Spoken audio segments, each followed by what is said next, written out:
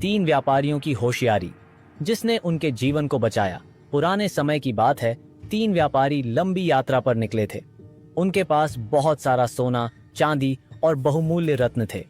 वे एक सुनसान जंगल से गुजर रहे थे जहां डाकुओं का खतरा हमेशा बना रहता था। जब वे जंगल के बीच पहुंचे तो उन्हें अचानक कुछ आवाजें सुनाई दीं। वे समझ गए कि डाकू उनके पीछे लगे हुए हैं। भागने का कोई रास्ता नहीं था क्योंकि चारों तरफ घना जंगल था। अगर डाकुओं ने पकड़ लिया तो या तो उनकी हत्या हो जाती या वे सब कुछ लूट कर छोड़ दिए जाते।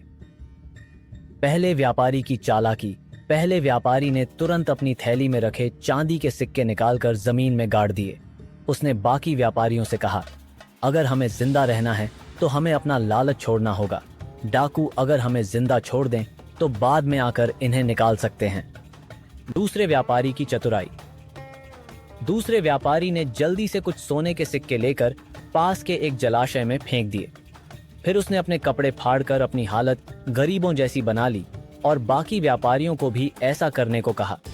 उसने कहा, अगर हम अमीर दिखे तो डाकू हमें नहीं छोड़ेंगे। तीसरे व्यापारी की होशियारी। तीसरे व्यापारी को एक और तरकीब सूझी।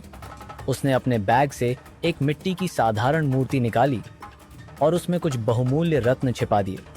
फिर उसने मूर्ति को सड़क किनारे एक छोटे मंदिर के पास रख दिया। उसने बाकी व्यापारियों से कहा कि डाकू किसी मंदिर में चोरी करने से डरते हैं। ये हमारी संपत्ति बचाने का सबसे सुरक्षित तरीका है। डाकुओं का आगमन। कुछ ही देर में डाकू उनके सामने आ गए।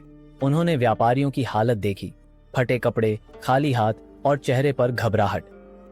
डाकुओं को लगा कि वे सिर्फ गरीब व्यापारी हैं जिनके पास कुछ भी नहीं है। डाकुओं ने उन पर शक नहीं किया और उन्हें जाने दिया।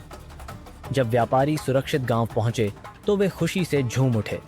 उन्होंने बाद में जाकर अपना धन वापस प्राप्त कर लिया। शिक्षा। बुद्धि और धैर्य हमेशा ताकत और धन से बड़ी होती है।